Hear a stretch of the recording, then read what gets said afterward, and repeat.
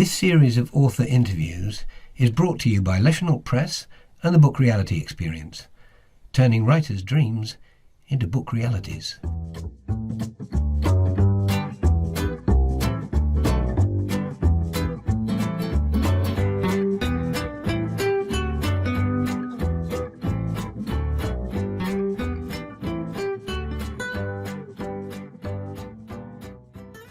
Hi everybody, and welcome to this latest in the episodes of Book Realities, our interviews with authors series. And today we're joined by Josh Barry, author of Beyond the Title, the Yearbook. And I'm really excited to be interviewing Josh because I first edited Josh's biography that he had written, a book called Adapted.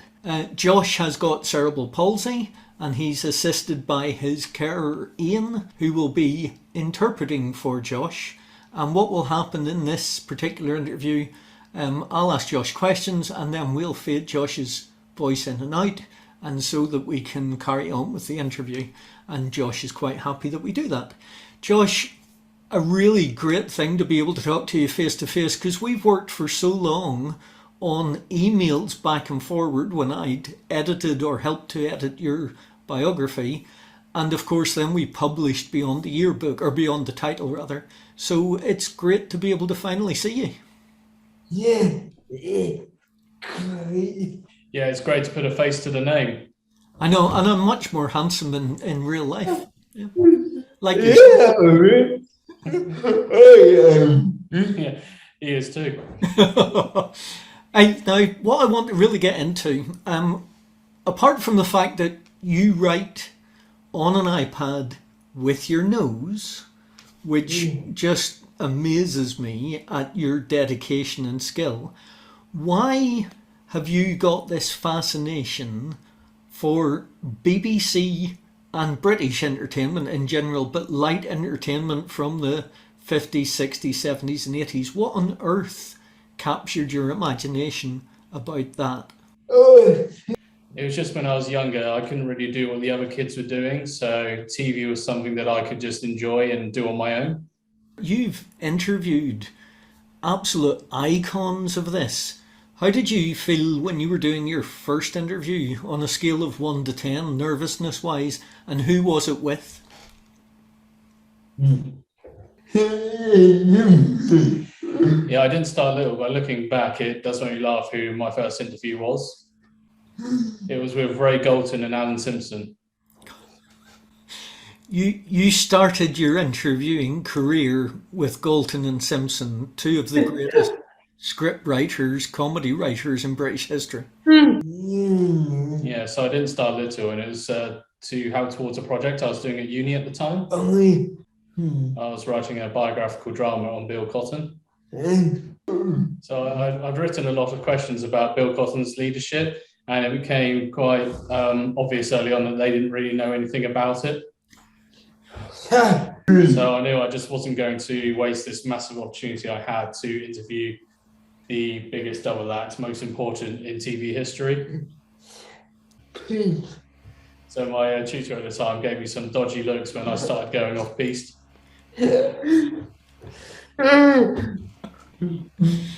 So we should probably point out to anybody watching this that you didn't just stumble upon Galton Simpson. You'd actually grown up on the Isle of Wight, but then you'd gone to university to study what in particular? I did a BA in script writing.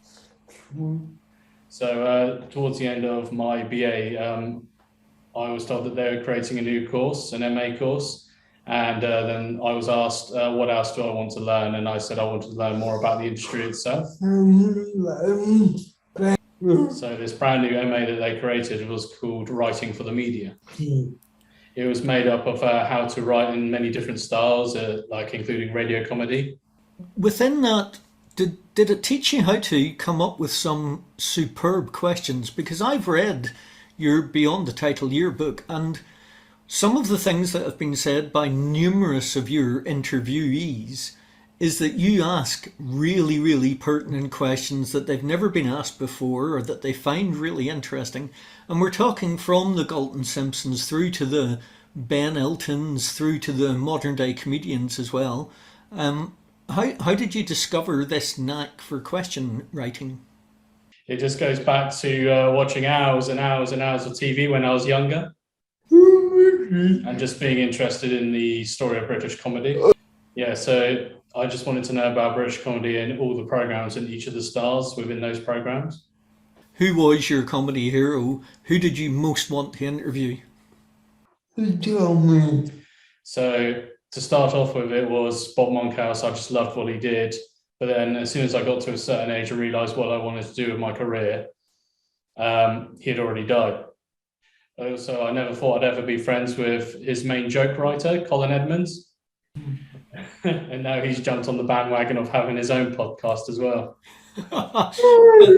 You ended up, though, your book has a foreword, which was written by a lesser known type of comedy gag writer. And how many times did you interview Barry Cryer? I think it was about 4 times. That must have been quite a thrill because, I mean, Barry Cryer to me was the god of comedy writing in the UK from the 1960s forward. He worked on programmes. He did work on That Was the Week That Was all the way through the Two Ronnies, etc., etc. For a person interested in writing like yourself, it must have been quite the thrill to interview him once, let alone 4 times.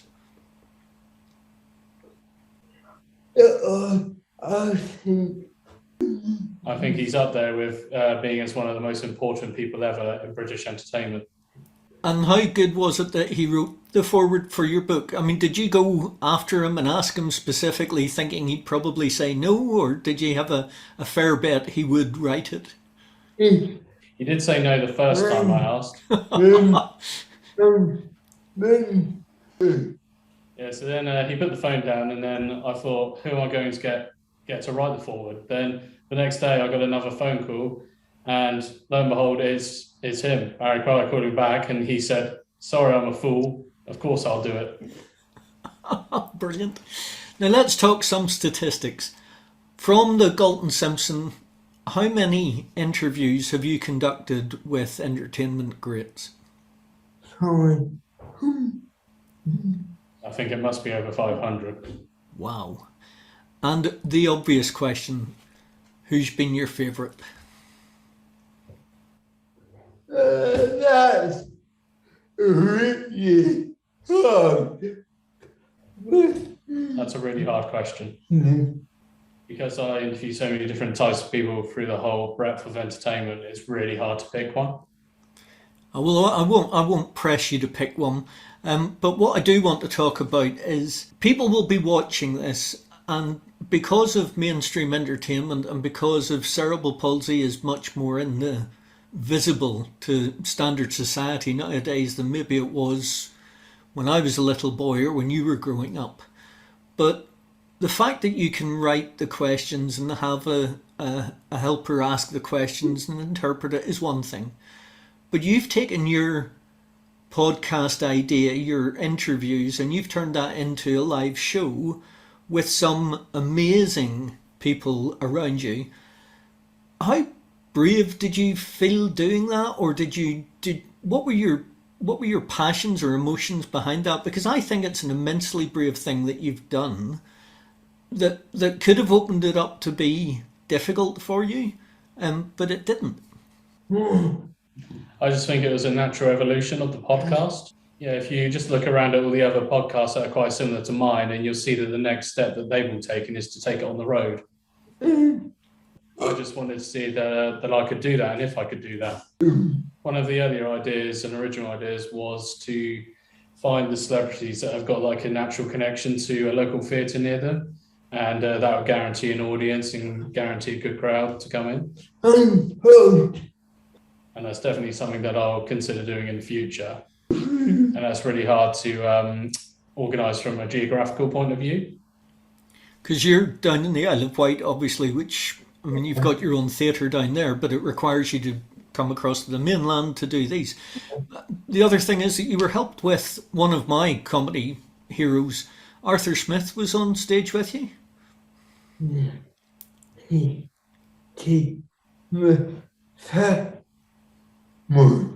Yeah, he did the first one.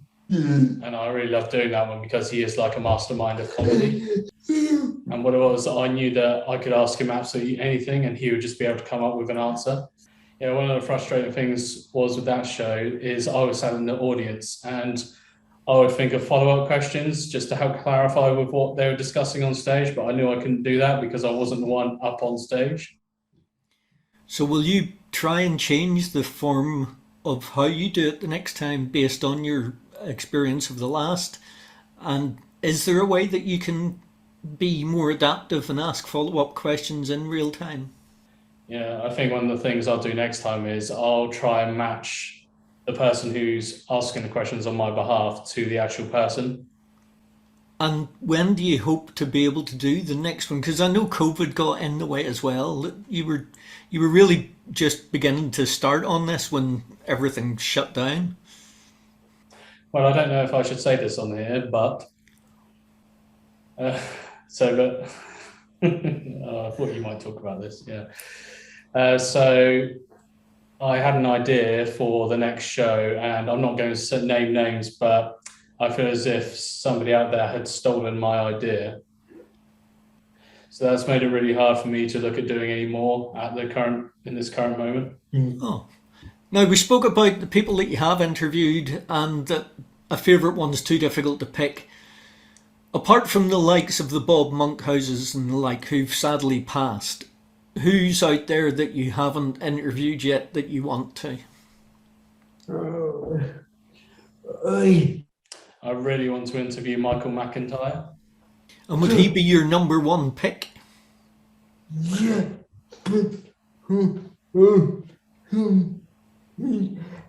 Dad.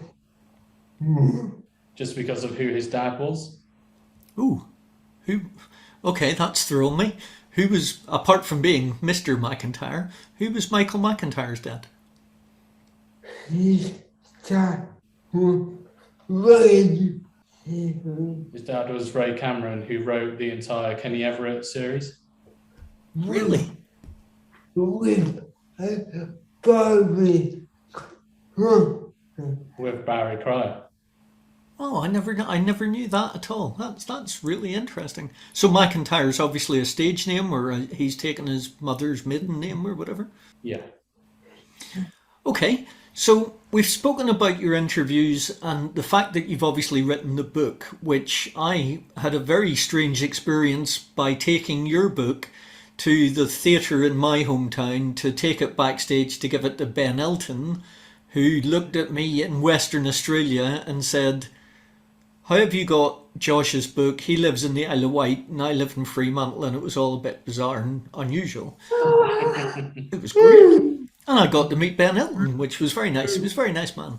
But let's talk about, I mentioned that a little bit, let's talk about how you actually write your book. So how do you go about writing, given that obviously sitting down at a keyboard isn't really on the cards? So when I was younger, I had a range of switches that were mounted onto a bit of metal. I would have one for up and one for down. About 12 mounts on this metal thing. Yeah. So when my schoolwork really took off, it was too slow. And I found out the best way for me to communicate was to dictate to somebody, and that's what I did all the way through uni. So back in 2013, my carer at the time had this iPad, and he said, just as a joke, do you think you can use your nose on this? It was then I realised I could do everything. Then I started using my phone a bit more, and then I realised, why don't I just buy an iPad? Well, I've got to be, and this is not meant to sound patronising in the least, although it might come across as it. When you sent me the first draft of your biography adapted, where I was going to be the editor of it, I was probably biased that I imagined that I was going to get a manuscript that was relatively poorly laid out or written with lots of typos. Your manuscript came through with less typos than able-bodied people who are meant to be touch typists have sent me. So the discipline that you use to use an iPad is phenomenal, mate. You should really be quite impressed with yourself. Yeah, Yeah, and I've got quicker over time naturally, and because it used to take me hours to write anything. So if it's getting quicker, then when's your next book coming out? Which is what I want to know next. So when's the next one? It's whenever I can find some more celebrities who are willing to appear on Beyond the Title. So in the first Beyond the Title, there's about 40 interviews. How many are you thinking? Would you have the same number in the next book? Yeah, the problem is I'm currently doing everything on Zoom still, and as you know, there's only so much you can write about a Zoom interview. Yeah, I don't sympathise. I don't envy you having to try and do interview transcripts and podcasts just all over Zoom, because the way that I've seen from your interviews previously, you can get a lot more in depth when you're actually face to face with the person, can you? Yeah, in the summer I was invited to Gabby Roslin's new show, and at the show I actually got to meet lots of different people, and it's just one of those things that the opportunity you wouldn't get. Now, also with regards to that, I saw the interview that you'd done with Gabby and the photographs. Weirdly, just before we were setting up to meet today, I found out that one of our new authors who's about to publish a children's illustrated book with us is a relative of Jo Whiley. And you interviewed Jo Whiley just recently, didn't you? So obviously she was in Love Actually, she was Radio 1, she's now Radio 2. So you're moving up to really modern day celebrities. What was Jo Whiley like as an icon of radio? I loved writing that interview for her because I'm so fascinated by the 90s. I think she loved going back and reflecting on that specific era. Because with people like her, it's all about the latest thing or the latest band. It's taken her back. She was actually in the centre of just pop culture, and it was so interesting. Fantastic. Now, last question for you before we get on to the silly quickfire questions that we tape onto the end of this. What advice would you have? Because you were this kid in the Isle of Wight, separated from the mainland. You have this idea about interviewing people who are absolute icons of the entertainment industry and write about them. If there's another kid somewhere else in the UK that's thinking about getting into this, what's your main bit of advice for them?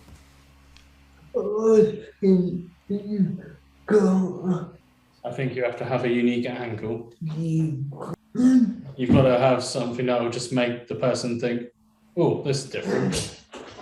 So what it is as well, when I meet someone for the first time and they meet me for the first time, they look at me and they think it's some sort of make-a-wish situation. But as soon as we sit down and I pose a question to them, it gets them thinking, and then they start to take me seriously. It's only you could have said that and got away with that. You know that.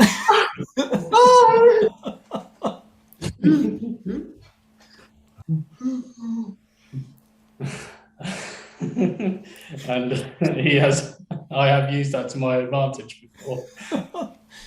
So, of course, the obvious question is, therefore, why have you not decided to go for the Stephen Hawking type of voice box and stuff and really play on it? Yeah, you could have an app on his iPad. Hey, listen, Josh, I really appreciate you taking the time out today to talk to us. But before we go, I've got these questions to ask you, if you're up for it. So, quick fire questions. What is your favourite book?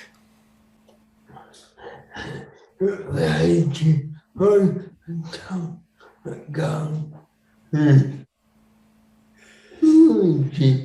Times Guide to Comedy. Well, that's fairly unique. We've had some answers that have been, Lord of the Rings, etc. But I don't think anybody has ever chosen the Radio Times Guide to Comedy before. And I doubt very much anybody else ever will. Okay, so you might not have one of these, but if there is one, what's your least favourite book? Roland Barthes. I had to read a lot of Roland Barthes at uni. That was like reading a foreign language. Creatively, then, what turns you on? Creatively, keep it clean.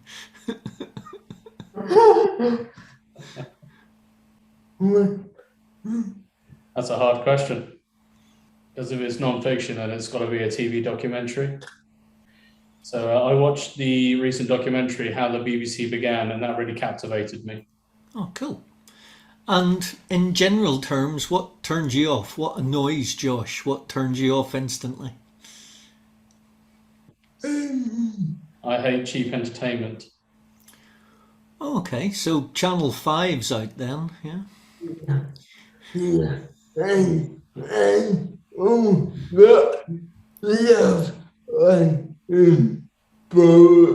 And all that Love Island bollocks. Tell me, are you a fan of Taskmaster?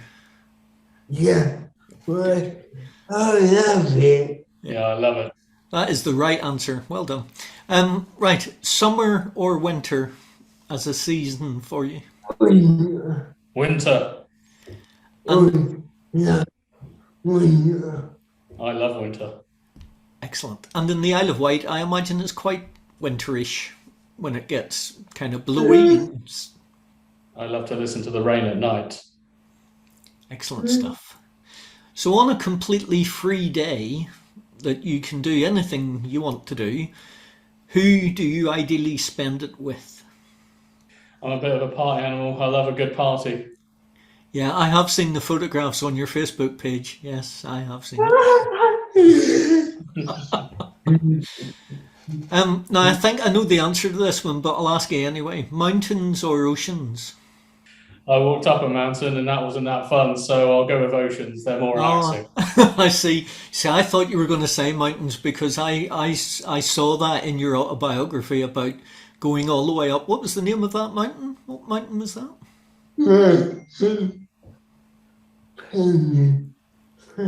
Penny Fan. Penny Fan, which is no mean feat. That's not like a little pimple. That's a mountain. Yeah, and I still haven't recovered from that. This should be intriguing because it's not really in your genre, but what is your favourite movie? I should have a really in-depth, decent answer to that, but I really like the film Rat Race. I thought you were going to come out with some absolute top-notch, real art style, in-depth Rat Race. Okay, well, we'll go with Rat Race, that's fine. And this is another one that's going to be interesting. What song, if you've only got one song to listen to for the rest of your life, what song? The Kooks. She's Alright by the Kooks. Okay.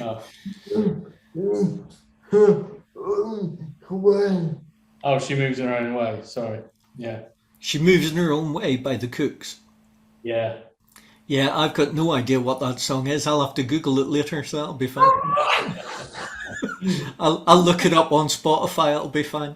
Now, this question, I've asked this question of a lot of people and they tend to come up with an answer, but for you it's going to be really difficult, I think. So I want one person.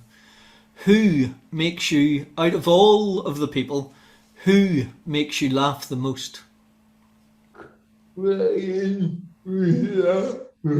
can't watch the Germans episode of Fawlty Towers without crying with laughter. So we'll say Cleese then. What smell do you love?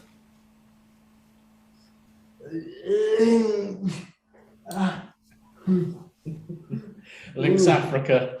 Or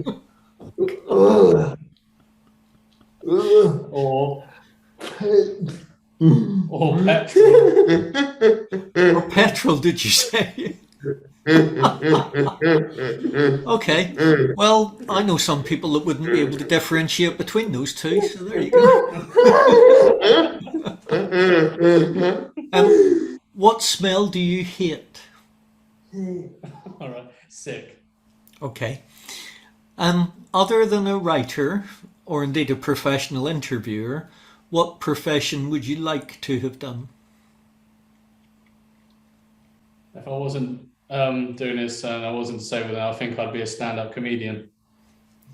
And I think that you would make a fantastic stand-up comedian. And what profession would you not like to do?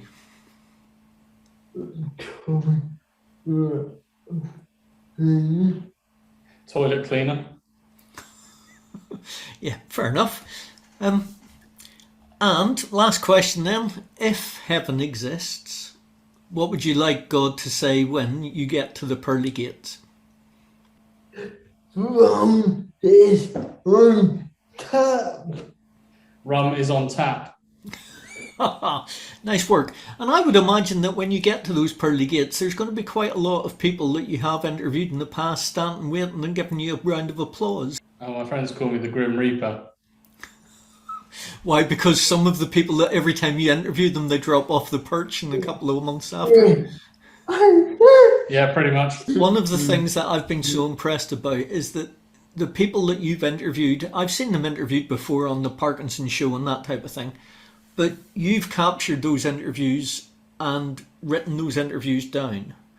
And so they're on record now, not just for TV or radio, but they're actually there for researchers to go back to and see how they've been. So all those guys that have sadly passed on, you've got their words encapsulated and down in print forever, which I think is you should be congratulated for doing it because nobody else was doing it. So well done you. That's exactly what I wanted to do though. I wanted to collect a series of interviews that charted entertainment at a certain time. Yeah, and you've achieved it brilliantly. So listen, mate, thank you ever so much for your time today, and thanks Ian too. It's been great catching up, and I hope everybody goes out and buys Beyond the Title. Anybody that's interested in entertainment, or indeed anybody that just wants a good read. Cheers, Josh. Cheers, Ian. Hi, thanks for watching this video. If you enjoyed it, please give it a like, and subscribe to our channel for more readings and author interviews. And don't forget to hit that button to be notified every time we post new content.